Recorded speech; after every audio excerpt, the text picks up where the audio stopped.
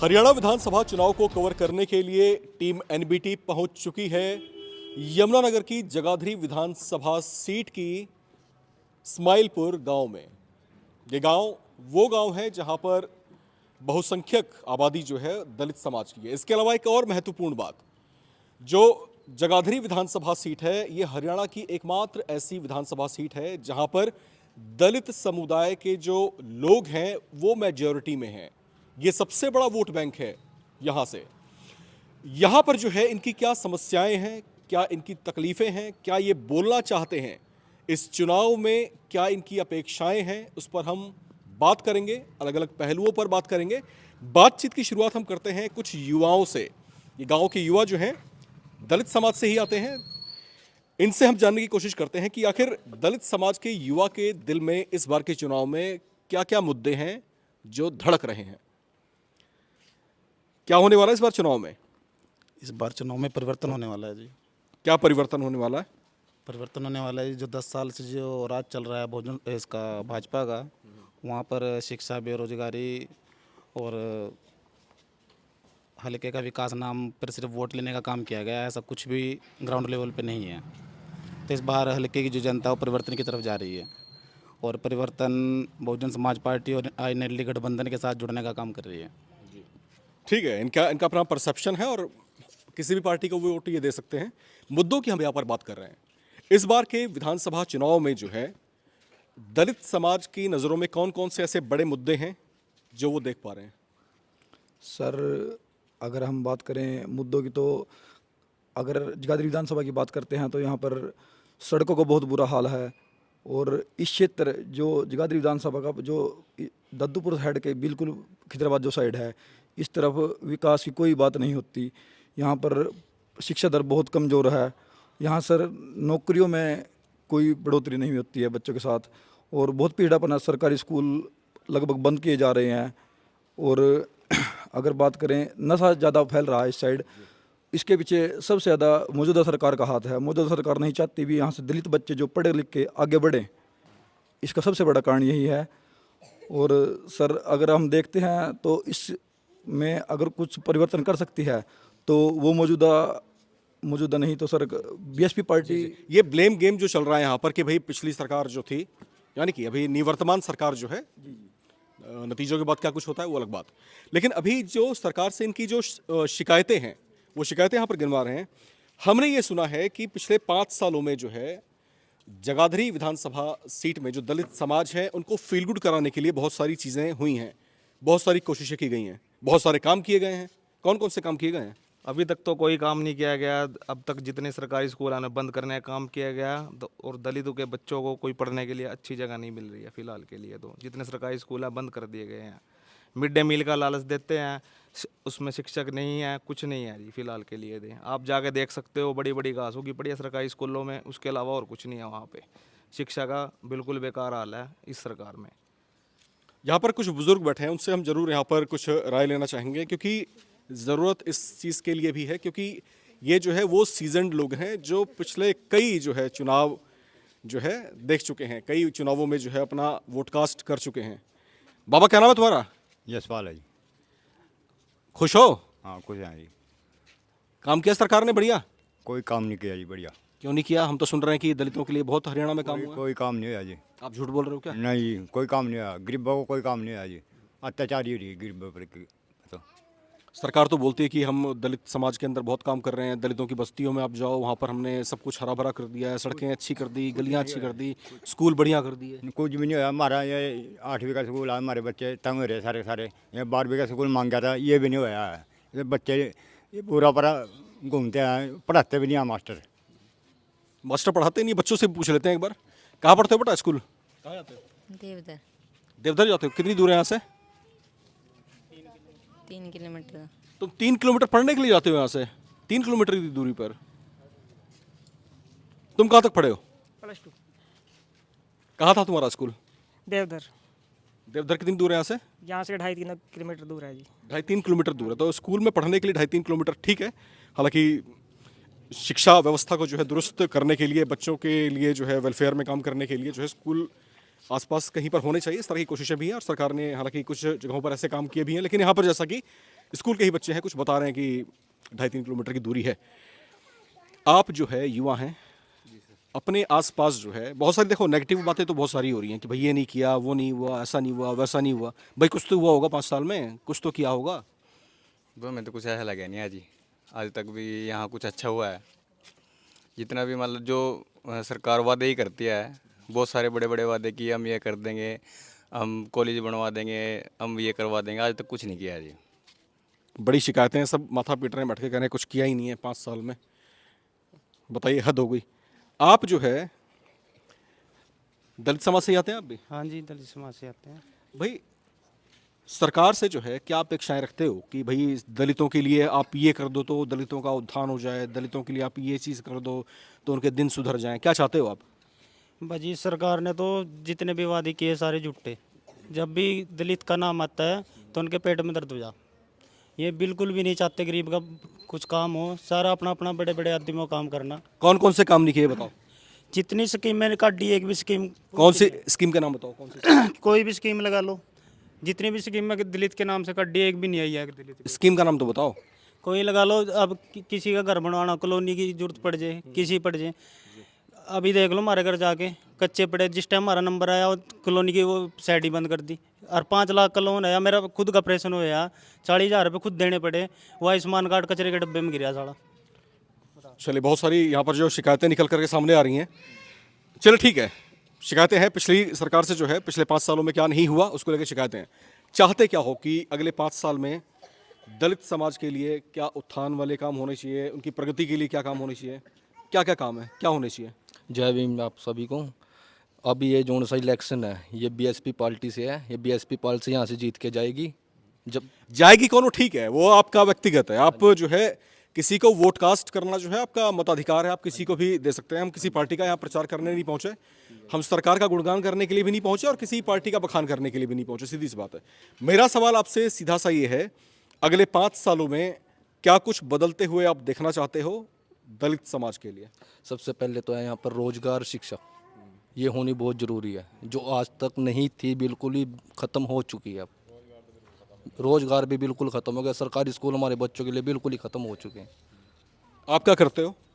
मैं दुकान है मेरी। कहाँ तक पढ़े हो आप? मैं +2 की है जी। तो स्वरोजगार है आपके पास ना? हाँ जी, स्वरोजगार है आपके पास? हमारे पास है। तो युवाओं के लेकर के जो है आप जो आश्रित होना चाहते हो सरकार के ऊपर, भी सरकार ये भी करके दे दे, सरकार वो भी करके दे दे, ये भी करके दे दे, ये जो आश्रित हो जाने वाला जो गुण है, इससे निजात पाने की कितनी ज़रूरत है? मोदी जी तो कहते हैं भैया कि देश के अंदर जो है इंडिपेंडेंट होने चाहिए, युवा स्वरोजगार उत्पन्न करना चाहिए, अपने कदमों पे खड़ा होना चाहिए। मोदी जी तो ये बातें कहते हैं। सर्वे करा के देख लो जगाधरी का, कितना रोजगार दिया उन्होंने। कुछ भी रोजगार नहीं दिया किसी भी युवा को। अभी जो हम बातचीत की अभी शुरुआत जब कर रहे थे तो कुछ लोग थे मुझसे मेरे पास आए, मुझसे व्यक्तिगत बातें कर रहे थे। वो बताने की कोशिश कर रहे थे कि भाई जहाँ पर जिस जिले में जो है, जिस विधानसभा क्षेत्र में दलित समुदाय के लोग जो है मेजॉरिटी में है, वहाँ पर उनके साथ कुछ बुरा सलूक किया जा रहा है। आज के समाज में इस तरह की चीज़ें अगर हो रही हैं तो मैं इन्हीं से जानने की कोशिश करता हूँ भाई वो क्या क्या ऐसी चीज़ें हैं जो दलित समाज के युवकों के साथ या लोगों के साथ में हो रही हैं, और बताएं, शेयर करें आप। सर बहुत सी ऐसी चीज़ें हैं जो दलित समाज के युवाओं के साथ हो रही हैं, उनकी बस्तियों के साथ हो रही हैं। मैं शुरू करना चाहूँगा जहाँ पर आप बैठे हो, ये एक गुरु घर है। यहाँ पर एक धर्मशाला के नाम से बोला जाता है, धर्मशाला बोलते हैं, ऐसे धर्मशाला बोलते हैं, चौपाल बोल देते हैं। आपको सिर्फ यहाँ की जगाधरी विधानसभा की अगर मैं बात करता हूँ तो यहाँ पर 50% ऐसी धर्मशालाएँ मिल जाएंगे जहाँ पर बैठने के लिए जगह तक भी नहीं है, सरकार की तरफ से गारंटी तक नहीं दी गई। अलग से कोटा पास सरकार करती है, अभी ये हम डेवलपमेंट के लिए लगाया जाएगा। और इस गरीब समाज के पास बैठने के लिए, उठने के लिए, रोने के लिए यही जगह होती है जहाँ पर आप बोल रहे थे कि दलित समाज के कुछ लोगों के साथ शोषण हुआ, क्या शोषण था वो बताएं हमारे दर्शकों को। दलित समाज के साथ शोषण तो सबसे बड़ा शोषण तो मैंने आपको ये चीज़ बोल लिया। उसके बाद शोषण जैसे अभी दो बच्चों के साथ दुराचार हुआ, वो दलित समाज से आती हैं, बहुजन समाज से आती हैं। और ये सिर्फ इस कारण नशा इतना ज़्यादा बढ़ा चुके हैं ये सरकारें भी, वो यही नहीं देख पा रहे हैं जितना भी नशा बढ़ाने के बाद जो अत्याचार करने का जो काम होता है वो दलित समाज के साथ किया जा रहा है। नशे को जो डाइवर्ट करता है दलित समाज के साथ किया जाता है, क्योंकि एक तो सबसे बड़ी बात होती है यहाँ पर छोटी छोटी बातों को लेकर लड़ाई झगड़ा हो जाता है। भाई ये समाज इतना ज़्यादा उठ रहा है क्यों है, पढ़ क्यों रहा है, और अच्छे से उठना बैठना क्यों सीखा। कौन कौन ऐसा बोलता है? सर ये दबंग लोग होते हैं, अब दबंग लोग जो होते हैं आपको पता ही है, अब उसमें ज़्यादा डिटेल में जाने की जरूरत नहीं है। अभी दबंग लोग जो हैं वो राजनीति के अंदर बैठे हुए लोग हैंगे और वो ये काम कराते हैं। वो हम शोषण करने की बात होती है, एजुकेशन के बेस पे, जात के बेस पे बहुत कुछ हो रहा है यहाँ पे। बोल रहे हैं कि दबंग लोग जो है राजनीति में बैठे होते हैं। भाई हमने तो हरियाणा के अंदर ये भी देखा है कि जो कुमारी सैलजा हैं, कांग्रेस पार्टी की बड़ी नेता हैं, बड़ी कद्दावर नेता हैं, गांधी परिवार से बहुत जो है करीबी हैं, सोनिया गांधी से बहुत करीबी हैं, हरियाणा से ही ताल्लुक़ रखती हैं और दलित समाज से ही आती हैं। आप कैसे बोल रहे हैं कि हरियाणा में जो दलित समाज के जो लोग हैं उनका शोषण हो रहा है? भाई हमारी आपकी बिरादरी से ही एक नेता हैं, इतनी बड़ी पैठ रखती हैं वो।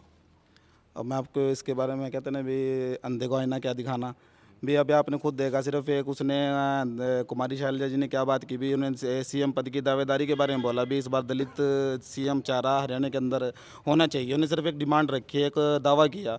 और राजनीति के जो दूसरे व्यक्ति हैं, जो दबंग व्यक्ति मान लो, चाहे जो राजनीति में बहुत पुराने चल रहे हैं, उन्होंने उनका विरोध करना शुरू कर दिया। भाई एक दलित चेहरा सीएम नहीं बन सकता। भाई जब दलित चेहरे की बहुयत है, 20% से 22% की आबादी दलित समाज की इस हरियाणा के अंदर है, और बहुत सी ऐसी विधानसभा सीटें हैं जहाँ पर दलित वोटर ही कहते हैं जीतने की तरफ जाते हैं, दिशा निर्धारित कर सकते हैं। लेकिन उसके बावजूद भी एक कुमारी शैलजा ने अगर ये दावा किया था, तो उसका समर्थन करने के बजाय उसका विरोध क्यों किया गया? राजनीतिक तौर पर उसका विरोध किया जा रहा है, इसलिए विरोध किया जा रहा है क्योंकि दलितों को वो अच्छी पोजीशन तो दे सकते हैं, रबड़ स्टैंप बना सकते हैं, लेकिन उनको राजनीतिक पावर नहीं दे सकते। बहुत बड़ी बात यहाँ पर इन्होंने कह दी। बोल रहे हैं कि दलितों को रबड़ स्टैंप बना करके उसका इस्तेमाल किया जाता है, लेकिन जब उनके वेलफेयर की बातें आती हैं, जब उनके अपने हक की बातें आती हैं, उनको जब आगे करने की बातें आती हैं, तो कान पकड़ करके पीछे घसीट दिया जाता है। कुमारी सैलजा की यहाँ पर बात उठी है। कुमारी सैलजा कांग्रेस की कद्दावर नेता हैं, हरियाणा से जो है ताल्लुक रखती हैं, कई दशक जो है कांग्रेस पार्टी को अपने जीवन के समर्पित कर चुकी हैं। यहां तक कि हरियाणा के अंदर उनके नाम की चर्चा मुख्यमंत्री पद को लेकर के भी रही है। ऐसा भी कहा जाता रहा है, क्या कांग्रेस पार्टी उनको बतौर सीएम लॉन्च करने वाला है कि नहीं? ये वो सवाल है, वो चर्चा का विषय है जो हर बार के चुनाव में चर्चाओं में खूब गूंजता है। लेकिन जब बात आती है मुख्यमंत्री पद के दावेदार की घोषणा करने की, तो कुमारी सैलजा की गिनती उसमें नहीं होती। ये गिनती आखिर क्यों नहीं होती? और वो नाराजगी जो इन लोगों की बातों में यहां पर मैं महसूस कर पा रहा हूं, वो जो है खास तौर से जो है यहां से निकल करके सामने आ रही है। मैं कुछ लोग और बैठे उनसे बात करूंगा, लेकिन एक रिएक्शन यहां से जरूर चाहूंगा।